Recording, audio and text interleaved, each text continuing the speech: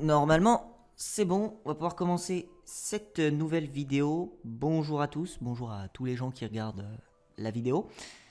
On va parler aujourd'hui des tueurs Ken et Barbie, comme vous avez pu le voir dans le titre. Alors pourquoi ce surnom? Je tiens d'abord à dire pourquoi. Et puis ensuite, je vais un petit peu vous en parler. Il faut savoir que ça va être assez long, hein. Je pense que cette vidéo va être assez longue, il y a beaucoup de choses à dire.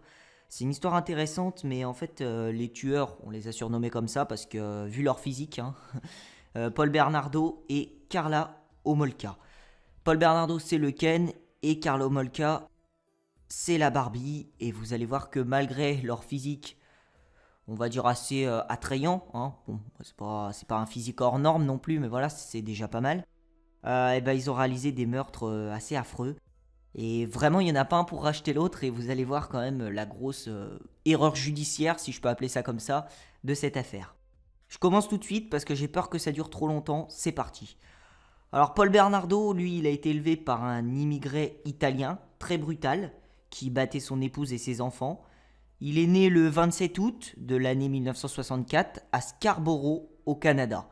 Alors effectivement, son père, Kenneth Bernardo, était très violent. Il avait des penchants pédophiles. Paul Bernardo apprendra plus tard, à l'âge de 16 ans, après une violente dispute avec sa mère, qu'en réalité il ne s'agissait pas de son père et qu'il était un enfant illégitime. Il en voulait à sa mère de lui avoir menti en faisant passer l'homme pour son véritable père. Mais il préférait cependant considérer Kenneth Bernardo comme son père, tout simplement, car c'était lui qui l'avait élevé et qui l'aimait plutôt bien, malgré sa violence. Après ces révélations, il développa petit à petit une haine des femmes. Selon lui, sa mère était une pute, voilà.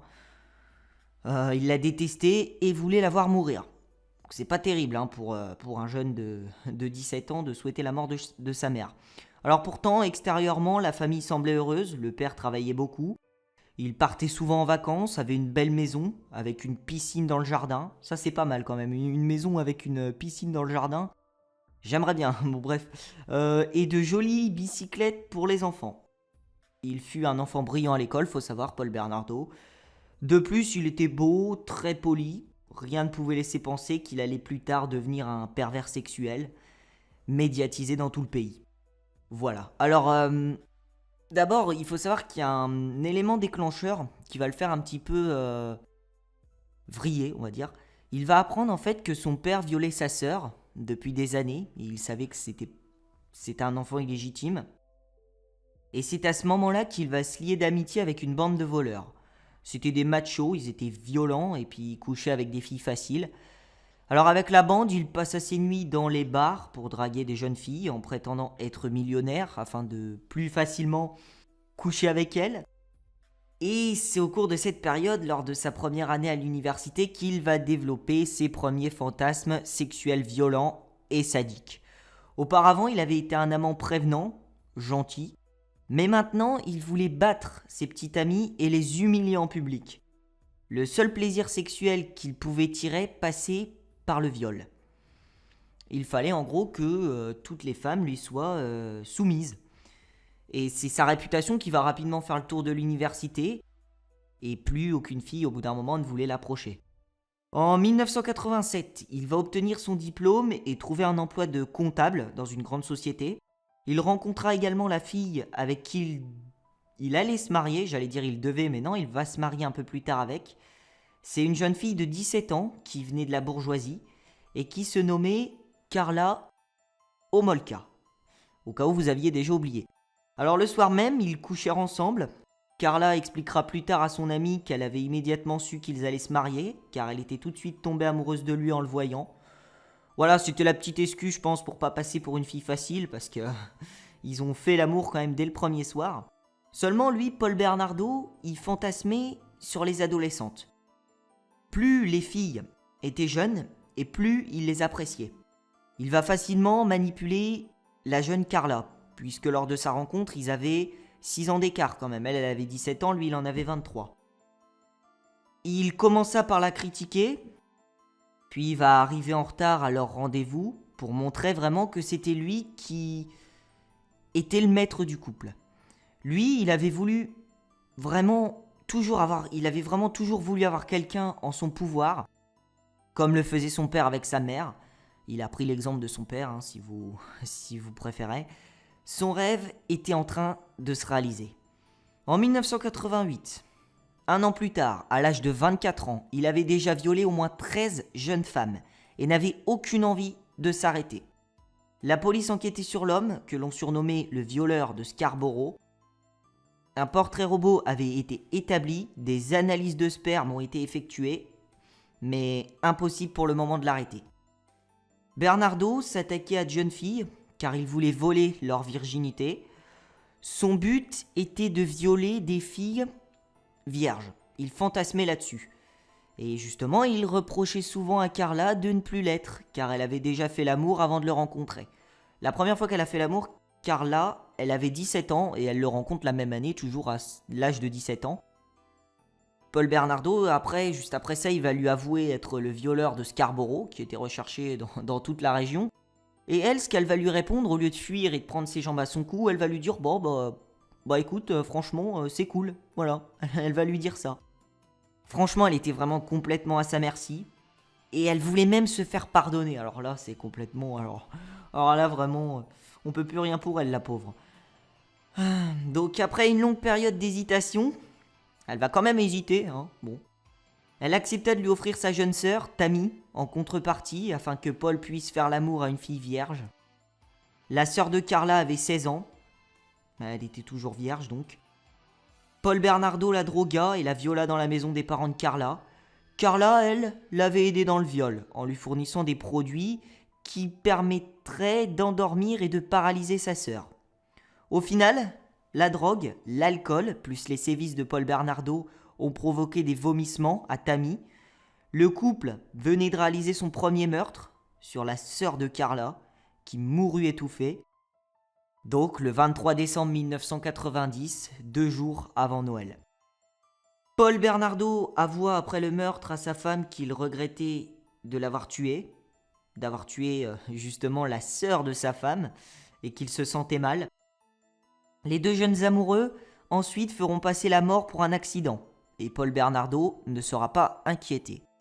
Ils continueront par la suite de faire l'amour ensemble, mais plus de façon normale. À chaque fois, Paul Bernardo utilisait des cordes, des colliers pour chiens ou des fouets lors de leurs ébats sexuels. Alors moi, vraiment, les colliers pour chiens, je trouve qu'il n'y a rien de plus horrible. Il n'y a rien de plus abject. Le mec, il prend sa femme pour un kleps, clairement. Et voilà, franchement, le 14 juin 1991, c'est Leslie Mahaffey qui va être enlevée à une centaine de mètres de chez elle. C'est le seul meurtre dans lequel Carla ne sera pas impliquée. Elle sera torturée, violée, étouffée et démembrée. Alors certes, elle n'a pas été... À la base, elle ne voulait tuer personne, ok ?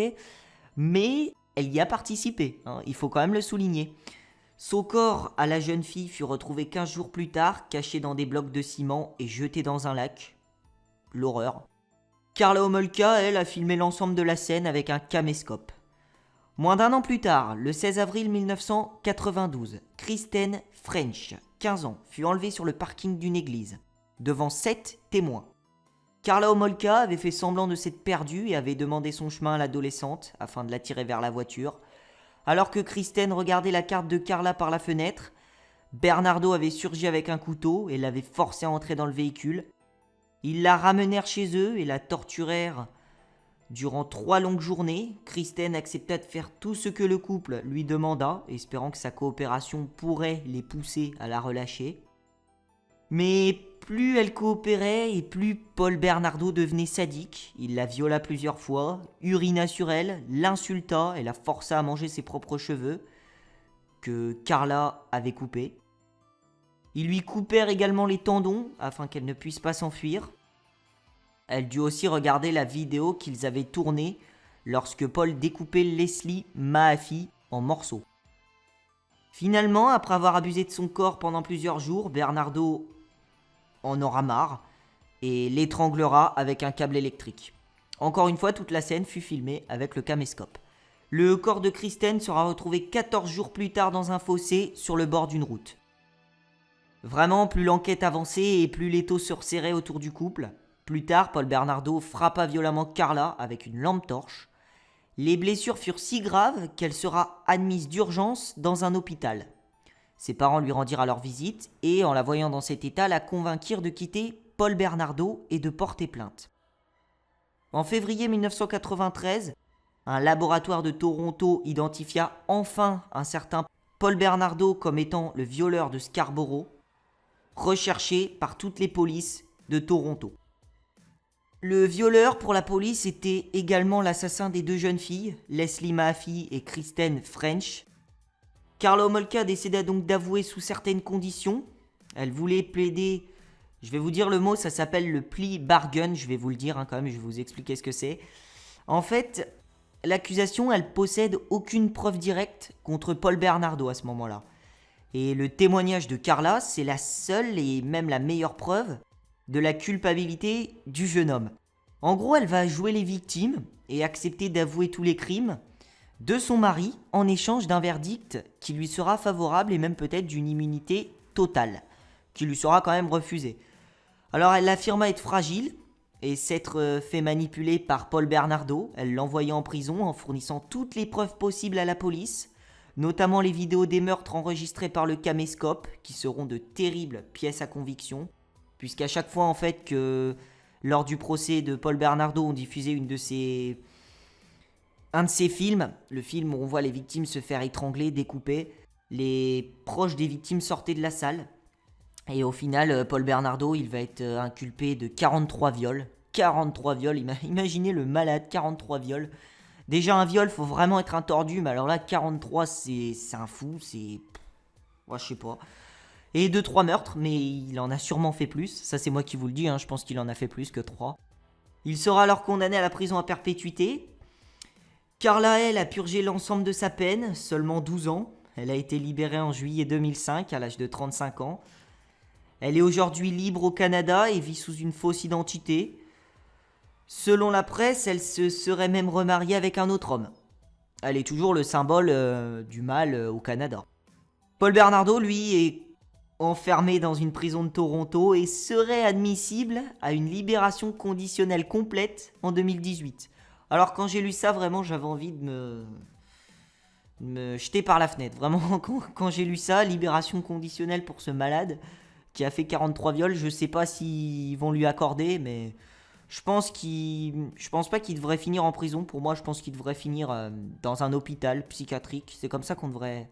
Parce que oui, la peine de mort a été abolie au Canada. Donc pour moi, s'il n'est pas condamné à mort, il devrait terminer dans un hôpital. Et si la peine de mort, je pense, avait toujours été en vigueur au Canada, je pense qu'il l'aurait largement mérité. Voilà. Écoutez, c'était Hughes, je vous souhaite une très bonne continuation tout le monde pour l'épisode sur Paul Bernardo et Karla Homolka, excusez-moi. En tout cas, bienvenue chez les fous et les dégénérés si vous abonnez. Je vous souhaite une deuxième fois une très bonne continuation, c'est important. Ciao les gars.